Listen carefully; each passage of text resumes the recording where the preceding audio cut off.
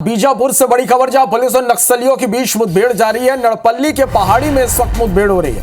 मुठभेड़ के दौरान आईडी ब्लास्ट की भी खबर है, तो यह बड़ी खबर आप तक हम पहुंचा रहे हैं। बीजापुर से जहां पड़ी में मुठभेड़ चल रही है और मुठभेड़ के दौरान आईडी ब्लास्ट की भी खबर है,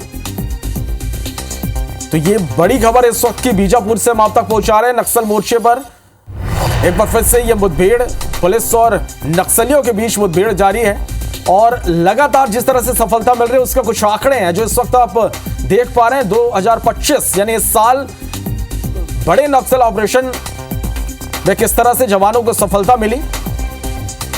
3 जनवरी को 3 नक्सली मुठभेड़ के दौरान ढेर हुए। गरियाबंद में यह मुठभेड़ हुई। इसके बाद 5 जनवरी को नारायणपुर में 5 नक्सली मारे गए।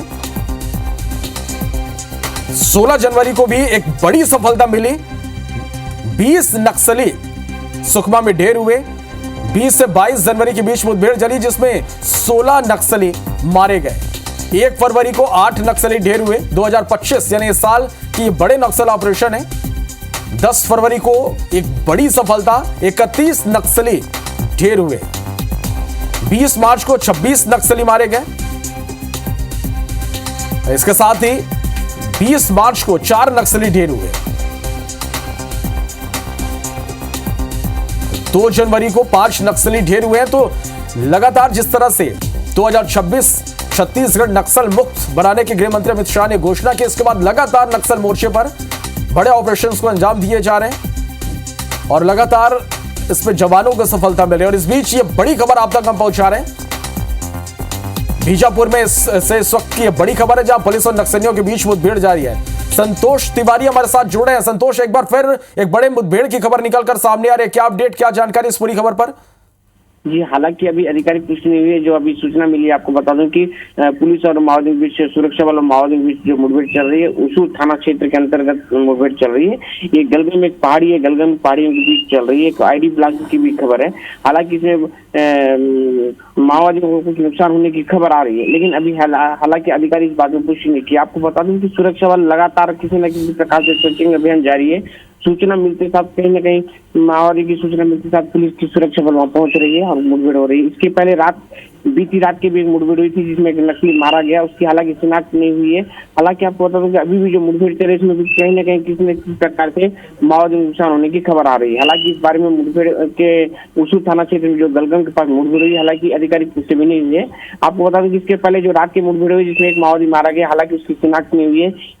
ये जो माओवादी की लगातार जो सूचना मिल रही है, सूचना मिलते साथ पुलिस की सुरक्षा बल पहुंच रही है। और अमित शाह जी जो बोले थे कि 2026 तक माओवादी समाप्त हो जाएगा, जिसको लेकर कहीं न कहीं लगातार पुलिस अपना अभियान तेजी से अपना अभियान चला रखे हैं। जी संतोष, कितनी बड़ी संख्या में नक्सलियों की यहाँ पर मौजूदगी हो सकती है?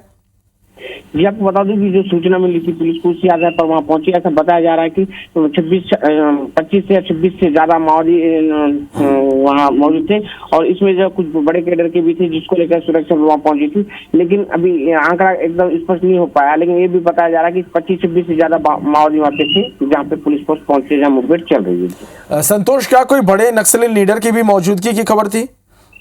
ये आपको बता दें, जो पुलिस को सूचना मिली थी या जो अपने को जो अभी सूचना मिल रही है उसमें कि कुछ बड़े नकली लीडर भी थे। उसी के आधार पर राष्ट्रीय सूचना जो पुलिस को मिली थी, उसी आधार पर उसूर से और उधर पुजारी कांड की तरफ से चारों तरफ से उनको घेर लिया गया है जहाँ भी मुठभेड़ चल रही है। बड़े केडर के माओवादी रहे, इसी प्रकार चारों तरफ से माओवादियों को घेरने की पहले से पूरा रणनीति बना के पुलिस उनको घेरी है। तो ऐसा आशंका जताया जा रहा है कि कोई ना कोई बड़े लीडर भी मौजूद रहे। जिस जगह पर ये मुठभेड़ इस वक्त चल रही है, संतोष, आपसे समझना चाहेंगे कि किस तरह का ये इलाका है? जी, आपको बता दें कि दूर नक्सल प्रभावित इलाका माना जाता है जहाँ भी मुठभेड़ चल रहा है। ये उसूर थाना क्षेत्र के अंतर्गत गलगम, एक जो नंदमपल्ली गलगम जो इलाका आता है, ये पूरा पहाड़ियों के बीच में बसा हुआ है। इसके पहले भी एक बार मुठभेड़ हुआ था। आपको बता दूं कि आज से लगभग 7-8 महीना पहले जो मुठभेड़ हुआ था, जिसमें वहाँ पे लगभग 16 या 17 माओवादी मारे गए थे। ये माओवादियों का गढ़ माना जाता है, माओवादियों के लिए महफूज इलाका माना जाता है, जो पहाड़ियों को, गलगम और नलमपल्ली पहाड़ियों को, और उसी बीच में अभी मुठभेड़ चल रही है। ये माओवादियों के जो सेफ जोन माना जाता है, जहाँ मुठभेड़ चल रही है, और ये बड़े लीडर भी होने की आशंका जताए जा रहे हैं, क्योंकि ये माओवादियों के लिए सुरक्षित स्थान जो माना जा रहा था, जहाँ भी मुठभेड़ चल रही है। चलिए, आप नजर बना के रखिएगा, अपडेट दर्शकों तक पहुंचाएंगे। शुक्रिया पूरी जानकारी के लिए। मुठभेड़ हो रही है। मुठभेड़ में एक नक्सली का शव भी बरामद किया गया है। बढ़ सकती है मारे गए नक्सलियों की संख्या, ऐसी आशंका जताई जा रही है। मुठभेड़ में मारे गए नक्सली की शिनाख्त जारी है और सुरक्षा बलों का सर्च अभियान भी जारी है। आइए इस पर और जानकारी ले लेते हैं हमारे संवाददाता संतोष तिवारी से। संतोष, क्या जानकारी है इस वक्त आपके पास? जी, आपको बता दूं कि जो मारे गए माओवादी के लिए कि एक माओवादी मारा गया, उसका शिनाख्त नहीं हुआ।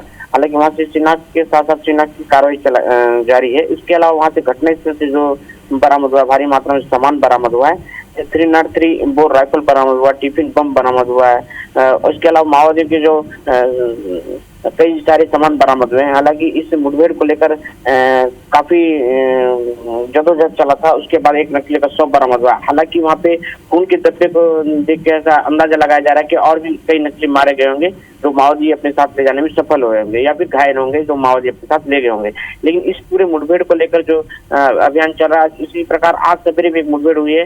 हालांकि इस मुठभेड़ की आधिकारिक पुष्टि नहीं हुई है, जहाँ पे आईडी ब्लास्ट होने की खबर आ रही है। उसूर थाना क्षेत्र के अंतर्गत गलगम जो पहाड़ी इलाका है, जो माओवादियों का सेफ जोन माना जाता है, वहाँ भी एक मुठभेड़ चल रही है। हालांकि इसमें किसी प्रकार का भी पूरी जानकारी नहीं मिल पाई है।